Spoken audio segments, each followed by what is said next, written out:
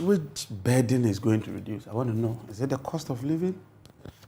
Is it prices, wages, taxes? We're talking of the ordinary Ghanaian. What is going to lessen in terms of burden on the ordinary Ghanaian? It's not about how fast a deal has been reached or how slow it has been reached. It's about the impact of this document on the ordinary Ghanaian. If you spend 3 months buying a rickety car, and I spend 6 months buying a robust, strong car, you dare not tell me that you are better off. I have always warned people that debt is good, but too much debt is bad. Let me say it again. Debt is good, but bad debt is terrible. When you take a debt, when you take a loan, what you invest that money into is very important, because that investment can either make the debt a good one or a very, very, very bad one. And that is what Ghana and the Ghanaians are finding it out the hard way. IMF just gave Ghana a bailout. They were running out of money. The country was going through a very, very difficult time. People in Ghana were finding it very hard to support themselves and their loved ones. So luckily, the IMF came out with a bailout for them. Before we continue, and before I give you my take on this whole debt issue in Africa, watch. Let me put that question to you first of all. What went wrong with the big economic dream that Ghana was doing pretty well? Well, it all starts with how Ghana became a rising star, and that was sometime in 2006. It got one of the biggest debt relief packages ever, the second largest in Africa, actually. $4.5 billion of its debt was wiped out, nearly 75% of its entire debt stock. That meant that it couldn't all of a sudden borrow from international capital markets. It also discovered oil in 2007 and started producing in 2010. Combining all of those revenues together meant it could invest in large infrastructure projects, which then transformed the fortunes of the country. So that is how Ghana became a rising star. Unfortunately, we borrowed too much until eventually in 2014, it had to turn to the IMF for a bailout. That bailout simply allowed it to go back to the capital markets and borrow even more. So by 2019, thereabouts, it was starting to spend more than 60% of all its income, government income, domestic income, on servicing that debt. If there is one thing in Africa that I have seen it like a lot, is that the Africans go around collecting money, go around taking debt from anywhere they can get it. They collect these loans or this debt, and they invest it in things that I do not really understand. Honestly, I don't understand.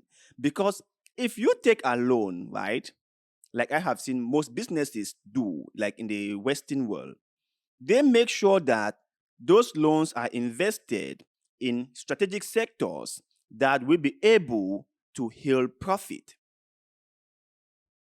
So how can you explain the case of Ghana when they take out money and invest it, and now they are unable to even reservice their loans? They are unable to have enough foreign reserves, and they are now seeking out bailout. And IMF is like, you guys have to restructure your whole system. Too much debt is bad, and that is the thing Africa is facing. There is too much debt in Africa. And now people will say, no, debt itself is not the problem. It's the management of those countries that is the problem. And they are right. They are right. There are many more places with so much debt than the one in Africa. But you know the differences between those two places? Those people, even though they have so much debt, are smart enough to invest this money in strategic areas that are able to yield more profit. And so they have no issue servicing their debt. Unlike Africa, where they will go into a crisis. And the thing that even pains me the most when it comes to stuff like this in Africa is the level of embezzlement.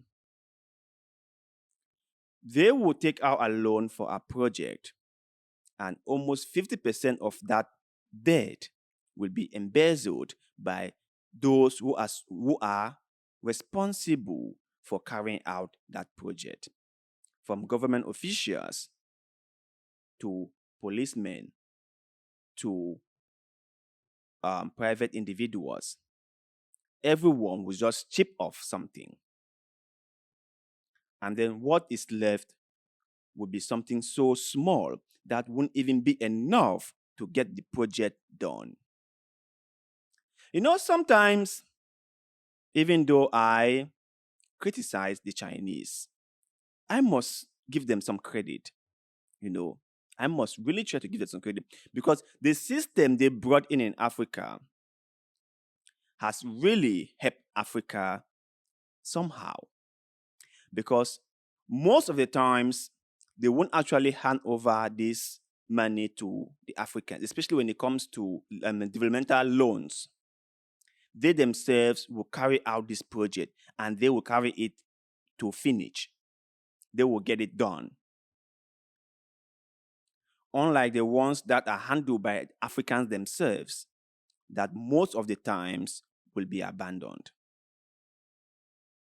Now, Ghana has started a lot of projects, like massive projects. And this project, if completed, will help the economy of Ghana skyrocket, will boost up the economy of Ghana.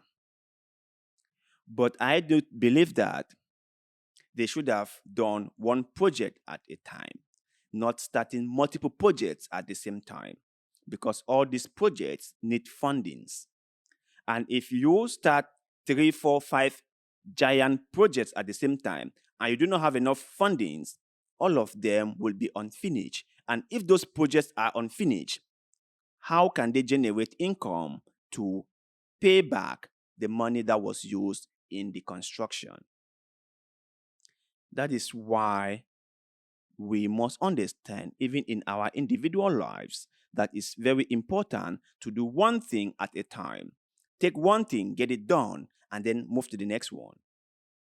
Because when you do multiple things at the same time, you might find yourself in a big, big problem. That is what Ghana is finding out right now.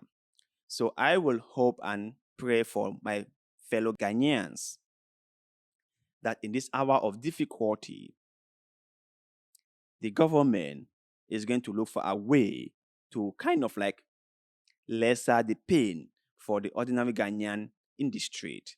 Because I know for sure that when things like this are happening, those at the top 1%, have nothing to worry about.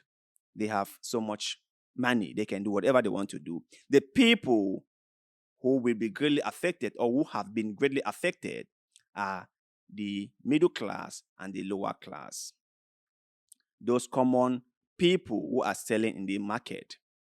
That common mama in the street who is selling fish. That common papa in the other corner of the market who is selling fruits. Those are the people who are greatly affected.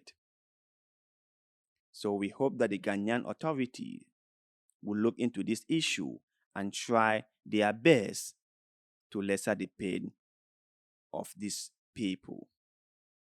But you guys out there, what do you think about this IMF bailout loan to Ghana? Do you think that at this point in time, Ghana should be going through this kind of crisis that she is going through? And if we were to point fingers, if we were to point fingers, who do you think is responsible for this crisis that Ghana is facing? Let us know in the comment section below, because like always, we love hearing what you have to say. And also, please don't forget to like this video, share this video, follow our Facebook page, and most importantly, subscribe to this channel, because little bit of good will, like the one you're doing just now, help us a lot. I shall forever be grateful to you. So thank you very much for doing just that. And like always, see you in the next one.